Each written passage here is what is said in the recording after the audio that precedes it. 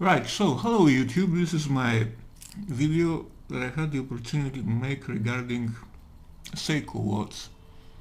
The SBBW045, also referenced with its case number 5M43-0010. Now, I'm filming this video, an opportunity as I have this watch for sale, and I would like to keep a reference of it for the future, because it's a pretty rare watch really. It was manufactured during 1995 and 1996, I think. Back in that day it cost around 70,000 yen, which is the equivalent of around approximately $600 US to 700, and I'm told that the inflation value is roughly the same. It was made out of titanium, and that's both normal titanium, titanium G, as it's referenced by Seiko. You can see that probably it's a bit tough with this camera on the inside of the buckle. And it's also alloyed titanium, which gives it a very interesting look. You can see the alloy used most on the case. Here is the polished bits. Here are the vertically polished, brushed, I would say, links, and also the bezel. The most interesting part of the watch is obviously the bezel and the dial. It's very neatly designed. I was very pleasantly surprised when I saw that for the first time up close, and that's why I'm making this video really.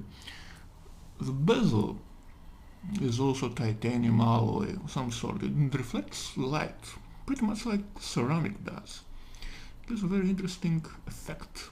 Also, the dial is black with a small, I don't know, brownish, I guess, tint. It's not patina. This is how the watch was manufactured. There's no problem with this particular watch.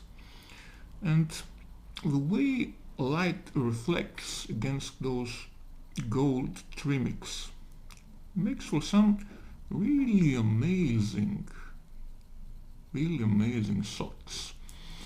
I've tried to let quite a few camera photographs, but I'm filming this video because it's really hard to have an appreciation for this watch unless you handle it up close. It's a one-piece titanium case. You cannot open the case back, as usually goes on with other diving watches, so there's one less point of entry of water on this watch. If you need to service the watch, you just pop the bezel out and then take the movement all from the top. The bezel has a very nice action. It takes a little bit of a push to get it going because it's a nice watch. You can probably hear the ticks. 120 clicks. Everything lines up pretty well. It's very solid, no play. It's a day-date mechanism. This is English and kanji.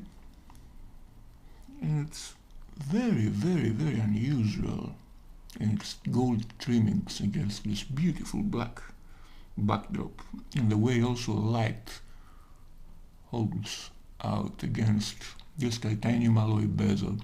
There is a pusher which you use to ascertain the charging of the watch, whether it holds up. It had the 5M43 movement.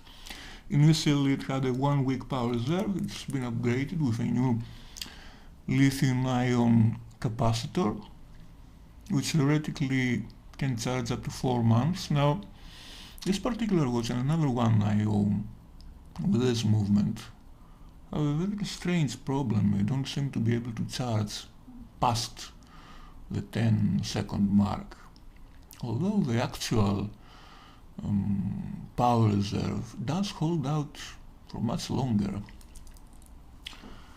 Anyway, the bracelet is brushed. It's a simple design, very effective. It's a very nice bracelet. There is the diving extension, very simple, the likes you see in Sumo, in Shogun, works well. Not the MM type, unfortunately, but hey, you can have it all. Bracelet is thin yet sturdy. And the watch simply looks very nice on the wrist.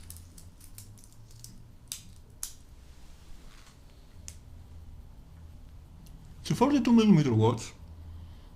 It wears perhaps a bit larger than that, but it's very comfortable. It's very light too. I don't have it weight, but I'd say around, I don't know, 120 grams perhaps with a bracelet on. So it's a very comfortable watch. And it's very, very nice the way light simply falls on this watch. It makes for some very interesting camera angles and shots like that. Now, this is the SBBW045, and there's another watch with the same case number that I happen to have too, but it's not for sale at the moment.